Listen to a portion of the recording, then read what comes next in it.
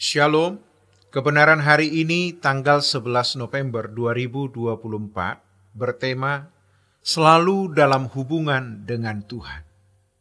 Allah yang adalah Bapa mendidik kita, Yesus yang adalah guru kita juga mendidik, mengajar kita. Bagaimana kita menempatkan diri dengan benar di hadapan Allah dan menempatkan Allah secara patut di dalam kehidupan kita di segala tempat dan dalam segala perkara. Itu baru namanya bertuhan. Setelah Tuhan memproses hidup kita, baru benar-benar kita bisa menghayati firman yang mengatakan, baik kamu makan atau minum atau melakukan sesuatu yang lain, lakukan semua untuk kemuliaan Allah. Dan betapa asiknya hidup seperti ini. Orang yang tidak pernah masuk ke dalam kawasan hidup atau dinamika hidup seperti ini mungkin curiga.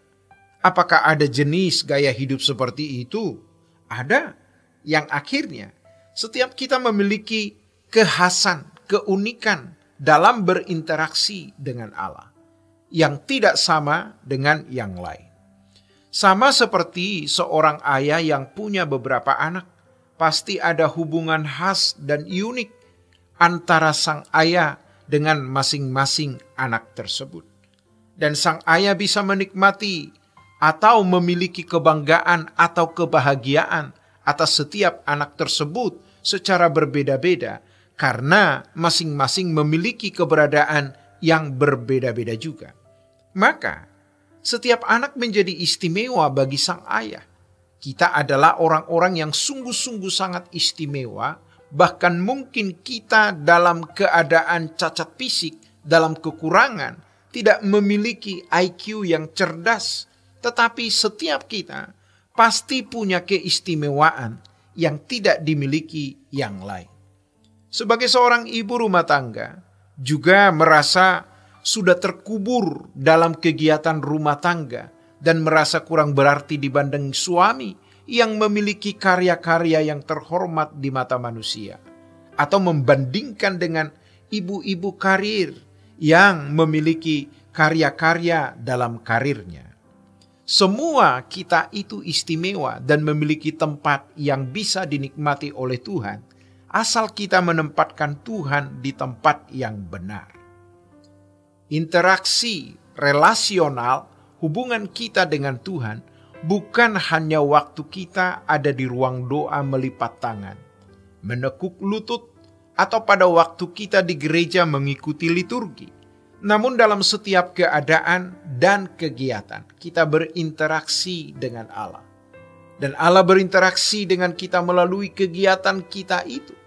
Pasti ada proyek-proyek di mana kita bisa melakukannya untuk Tuhan.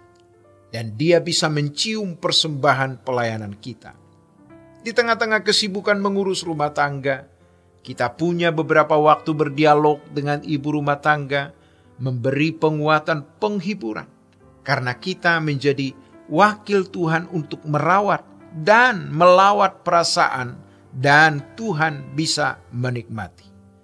Apapun yang kita lakukan, harus selalu dalam hubungan dengan Tuhan. Maka kita harus menempatkan diri kita benar di hadapan Allah.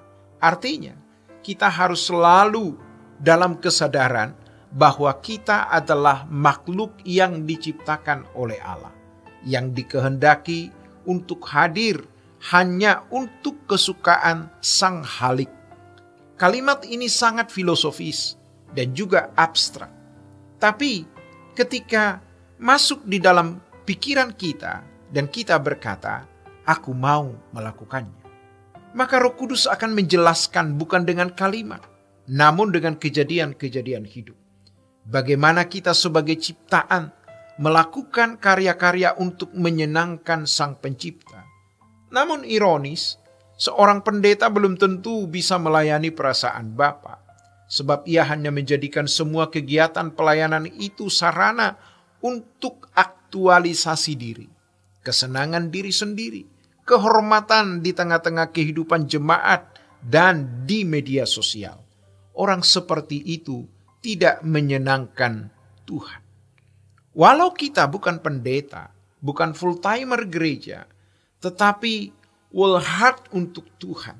Artinya kita adalah full-timer untuk Allah. Yaitu apabila baik kita makan atau minum atau melakukan sesuatu, kita lakukan untuk Tuhan. Sehingga kita bisa merasakan bagaimana hidup kita ini dimiliki Tuhan. Kegiatan kita adalah pekerjaan Tuhan. Bahkan hidup kita adalah pekerjaan Tuhan. Keluarga, bisnis kita pun pekerjaan Tuhan. Dan itulah hamba-hamba Allah yang sesungguhnya.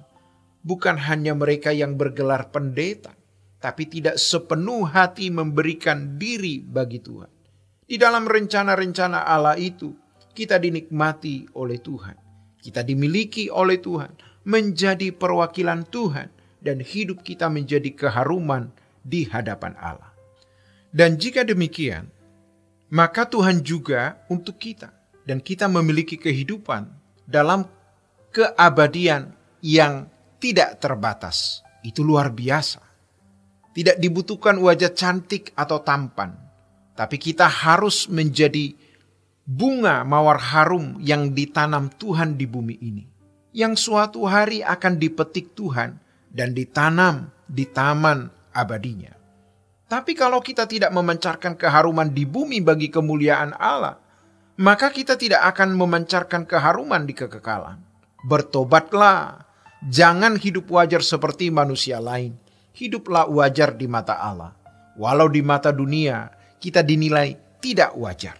Baik kita makan atau minum atau melakukan sesuatu, lakukan semua untuk kemuliaan Allah. Demikianlah kebenaran hari ini.